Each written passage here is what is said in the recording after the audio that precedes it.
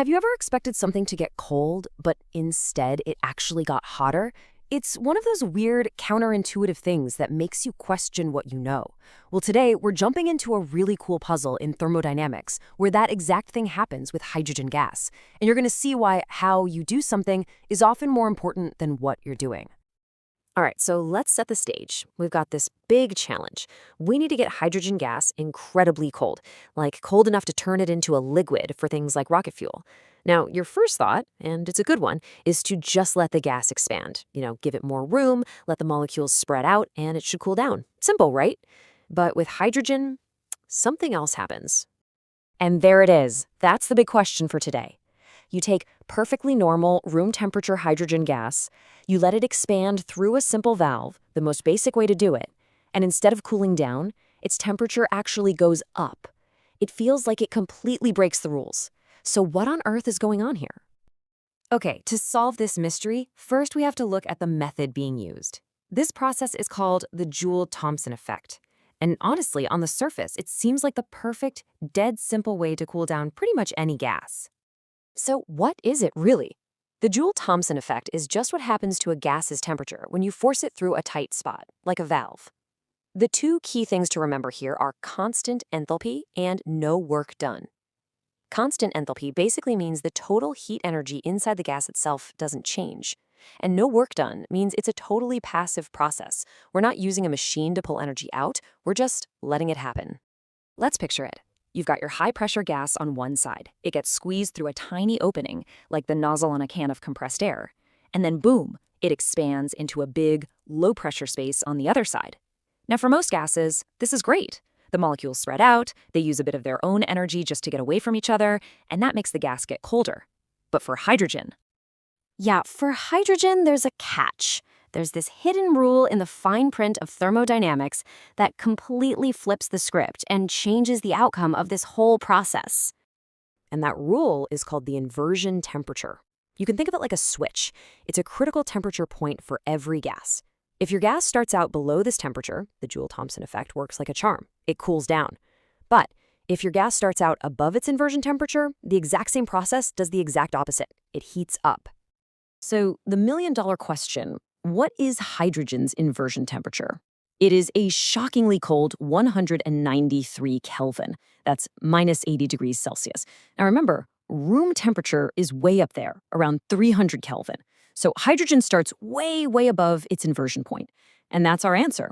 That's why a simple expansion at room temp is guaranteed to make it hotter, not colder. Okay, so if the easy, passive method is a total failure for hydrogen at room temp, what do? Well, we have to completely change our strategy. We have to stop just letting the gas expand on its own, and instead, we need to make that gas do some work. And for that, we bring in the heavy machinery, an expansion turbine. This much better method is called isentropic expansion. Forget everything else for a second and just focus on that phrase, doing external work. This is not a passive process.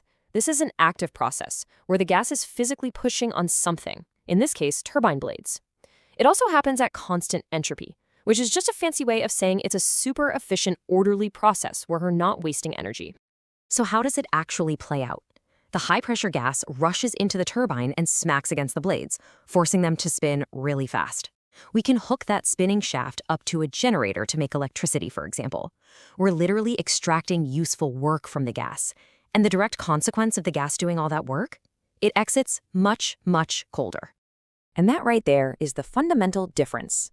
The gas doesn't cool down because of some weird internal molecular forces. It cools down because it's spending its own heat, its own internal energy to do a job.